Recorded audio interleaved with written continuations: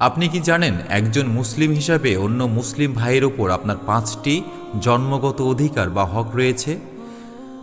সহিহ বুখারী গ্রন্থের 1240 নম্বর হাদিসে নবীজি সাল্লাল্লাহু আলাইহি সাল্লাম এমন 5টি কাজের কথা বলেছেন যা আদায় করলে আমাদের সমাজ থেকে হিংসা বিদ্বেষ দূর হয়ে যাবে। চলুন জানি সেই 5টি অধিকার সম্পর্কে। আবু হুরায়রা রাদিয়াল্লাহু আনহু হতে বর্ণিত, তিনি বলেন, আল্লাহর রসূল সাল্লাল্লাহু আলাইহি সাল্লামকে আমি বলতে শুনেছি যে এক মুসলিমের উপর অপর মুসলিমের 5টি হক রয়েছে। 1. সালামের জবাব দেয়া। 2. অসুস্থ ব্যক্তির খোঁজ খবর নেয়া। 3. জানাজায় অংশগ্রহণ করা। 4.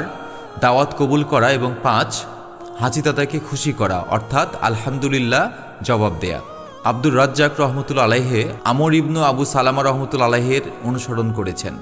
আব্দুর রাজ্জাক রহমতুল্লাহ আলাইহি বলেন, আমাকে মামার রহমতুল্লাহ আলাইহি এরূপ অবহিত করেছেন এবং এই হাদিস সালামা রহমতুল্লাহ আলাইহি ওকাইল রহমতুল্লাহ আলাইহি হতে রিওয়ায়েত করেছেন।